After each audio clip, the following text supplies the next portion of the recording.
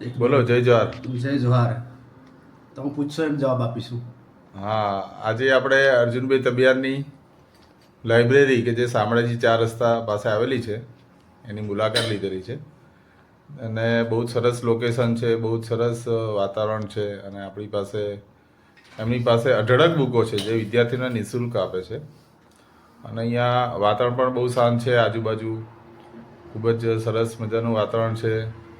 એસીવાળા room છે, પાણીની સગવડ, મિનરલ વોટરની સગવડ, પુસ્તકો, બુક્સ બધી ફ્રી મળે છે, સીસીટીવી કેમેરા છે અને ખૂબ જ વ્યાજબી દરે વિદ્યાર્થીને આપે છે. તો આપણે અર્જુનભાઈને મળીએ. તો અર્જુનભાઈ, જય જવાહર. જય જોહાર. આપણી આ લાઇબ્રેરીની લગભગ આ બીજી ત્રીજી મુલાકાત છે.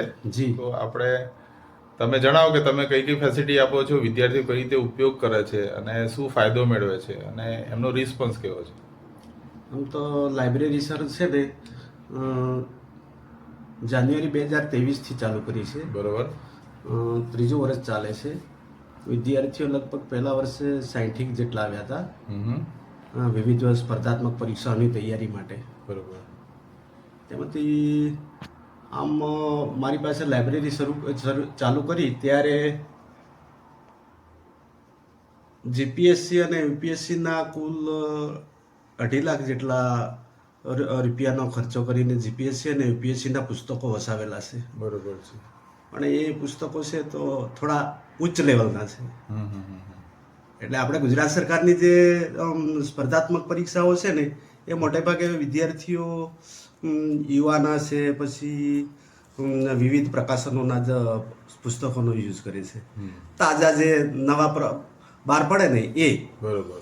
જે પેલા જે સંદર્ભ પુસ્તકો છે ને એ મોટે ભાગે વાંચતા નથી. બરોબર. જો સંદર્ભ પુસ્તકો જો વાંચે અને ઊંડાણપૂર્વક વાંચીને પણ તૈયારી કરે તો લગભગ હું માનું છું ત્યાં સુધી સફળતાને નજીક પહોંચી જાય. બરોબર છે. કેમ કે અહીંયા જે પુસ્તકો છે એ એનસીઆરટીના 6 થી 12 ધોરણના પુસ્તકો હિન્દી વર્ઝન છે. બરોબર. પછી યુપીએસસીના જે પુસ્તકો છે સર એ દિલ્હીથી આવેલા છે. જીપીએસસી યુપીએસસી બરોબર. લગભગ 20 સેટ છે મારી પાસે. અને 20 પ્રકારના પુસ્તકો ટોટલી જો ખંતથી અને સતત પોતાના લક્ષ્ય આધારિત જે પુસ્તકોનો અભ્યાસ કરશે વિદ્યાર્થીઓ અહીંના મારી લાઇબ્રેરીના, બરોબર, તો ગુજરાત સરકારની કોઈ પણ પરીક્ષામાં હું નથી માનતો કે નિષ્ફળ જાય, સફળતા મળી જ સાહેબ. આજુબાજુના વિસ્તારનો રિસ્પોન્સ કેવો છે વિદ્યાર્થીઓનો? રેગ્યુલર આવે છે? સ્ટડી કેવું કરે છે? આમ જોઈએ તો રિસ્પોન્સ તો સારો છે સર, પણ હજી જોઈએ એટલું એમની માનસિક રીતે તૈયાર નથી વિદ્યાર્થીઓ. સાચી વાત. કેમ કે એ વાતાવરણ જ એ લોકોને એવું પેલું પ્રોવાઈડ નથી કરવામાં આવ્યું કે હું માનું છું ત્યાં સુધી થોડાક વાલીઓ પણ જાગૃત થાય આ બાબતે. સાચી વાત. ઘરે આપણે શું હોય છે, જે લાઇબ્રેરીનું વાતાવરણ છે ઘરે મળતું નથી હોતું. કેમ કે એ વાતાવરણ છે ને એ આપણે કંઈ ના કંઈ કાં તો વિદ્યાર્થી વાંચવા બેઠો હોય ને આપણે કોઈક કામ આવી ગયું, બીજું છે, ત્રીજું છે, તો એની વાંચવાની લય તૂટી જાય.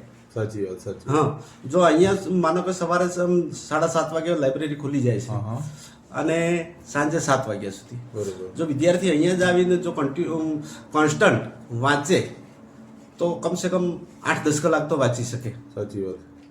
ના, વાતાવરણ બી બહુ સરસ છે. હવે આપણે ત્યાં સેમિનાર બી ઘણા બધા થયેલા છે, વિદ્યાર્થીઓ પણ આવે છે અને એક્સપર્ટો બી આવે છે.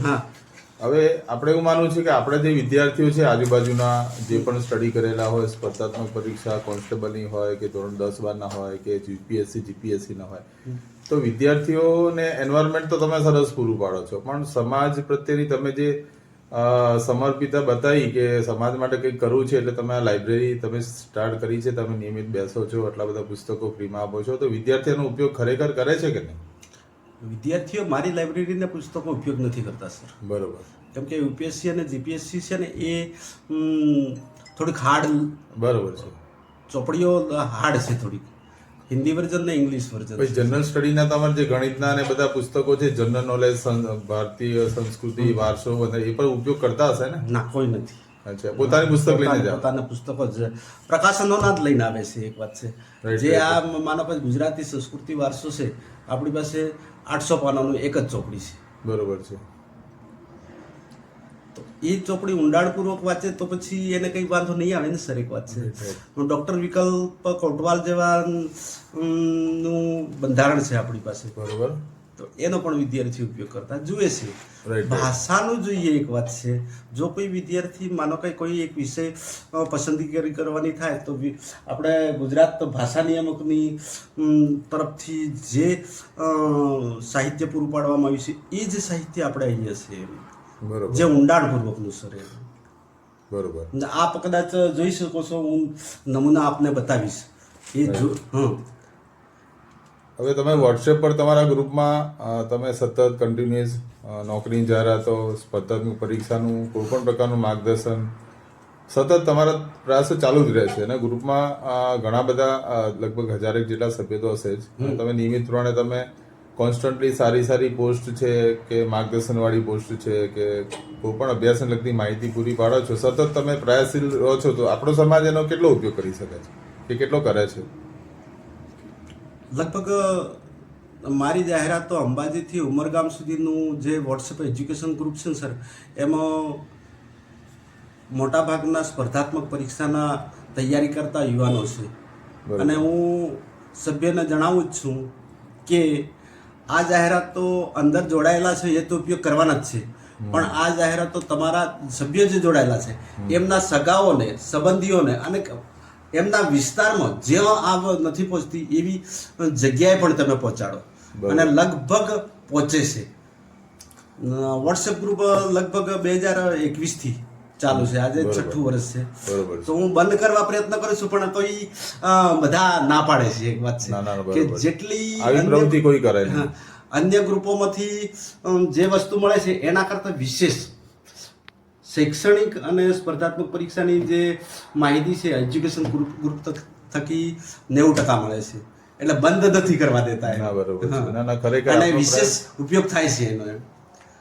કેમ કે આપણે, હું છું સર, એક વાત છે, એકલી ગુજરાત સરકારની જાહેરાત નથી મોકલતો, ઓલ ઓવર ઇન્ડિયા લેવલની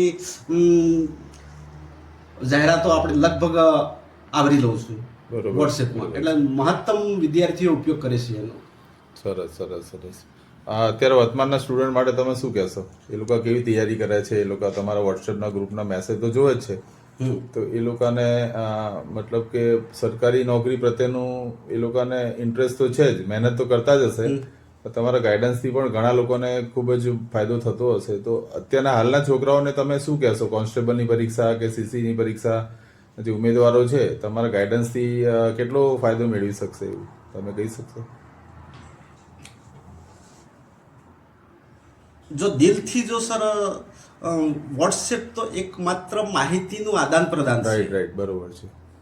એમાં હું એમ ના કહી શકું કે વિદ્યાર્થીઓના માનસિક પેલા પર હું ન જઈ શકું એ કેવી તૈયારી કરે છે, પણ જો દિલથી આપણો વિદ્યાર્થી દિલથી સતત જાહેરાત પડી છે ત્યારથી લઈને પરીક્ષાની તારીખ નક્કી થાય, પરીક્ષા આપે ત્યાં સુધી કોન્સ્ટન્ટ જો તૈયારી કરશે તો હું નથી માનતો કે એ નિષ્ફળ જાય, અને લગભગ તૈયારી કરે જ છે. મારા અહીંયા વિદ્યાર્થીઓ સર, એક વાત છે, 25નું એવરેજ છે અત્યારે લાઇબ્રેરીમાં. બરોબર. બધા જ વિદ્યાર્થીઓ રવિવાર છોડીને લગભગ 8 વાગ્યાથી સાંજે 6 વાગ્યા સુધી કોન્સ્ટન્ટ વાંચે છે. સરસ. હા, એટલે પછી એ કેટલી એમનો ગ્રાસ્પિંગ પાવર કેટલો છે એના પર નિર્ભર રહે. વાંચવાનું તો હું માનું છું વાંચે છે ત્યાં સુધી તો એ નિષ્ફળ ન જાય, એમની મહેનત રંગ લાવશે એવું માની રહ્યો છું. સરસ. અને ગ્રુપના એજ્યુકેશન ગ્રુપના વિદ્યાર્થીઓ પણ લગભગ એ જ સિસ્ટમથી ચાલી રહ્યા છે. સરસ.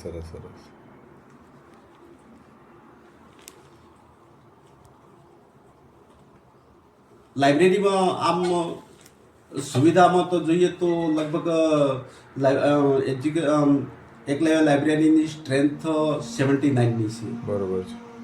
અને સુવિધા જોઈએ તો અંદર જ ટોયલેટ બાથરૂમ છે, પછી સીસીટીવી કેમેરા છે, એસી છે, અને જો વિદ્યાર્થીઓને એમ લાગે કે અમારે થોડીક વાર શાંતિથી બેસવું છે તો બાજુમાં એક હોલ પણ રાખવામાં આવ્યો છે સેમિનાર માટે બહુ સેમિનાર સરસ માટે. બહુ સરસ ફેસિલિટી. અને લાઇબ્રેરી શરૂ કરી ત્યારથી આજ સુધી લગભગ 5 જેટલા સ્પર્ધાત્મક પરીક્ષાના મોટિવેશન માટે માર્ગદર્શન માટે વિવિધ જિલ્લાઓમાંથી સરસ સરસ. માર્ગદર્શકો બોલાવીને માર્ગદર્શન પણ આપવામાં આવે છે. આપ શું ના આવે એટલે કે આપણા અહીંનું જો થોડીક જાગૃતતા આપણા વાલીઓમાં અહીંના વિસ્તારના ગ્રાઉન્ડ લેવલના વિસ્તારના વાલીઓમાં થોડીક વધારે જાગૃતતા આવે તો આમાં આપણે ગ્રાઉન્ડ લેવલે સફળતા મેળવી શકીએ એમ છે. સિટીમાં ક્યાંય જવું ન પડે એવી સુવિધા છે સરસ મારી સરસ પાસે. સરસ. તમારા પ્રયાસો માટે ખૂબ ખૂબ અભિનંદન. આપણે આશા રાખીએ કે તમારા પ્રયાસોથી ઘણા બધા વિદ્યાર્થીઓ સરકારી નોકરી મેળવી શકે અને તમારા એજ્યુકેશન ગ્રુપને તમારા લાઇબ્રેરીનો વ્યાપ આપણા આદિવાસી સમાજના બધા જ વિદ્યાર્થીઓ લે એવી શુભેચ્છા. જય જવાહર. જય જોહાર, જય જોહાર.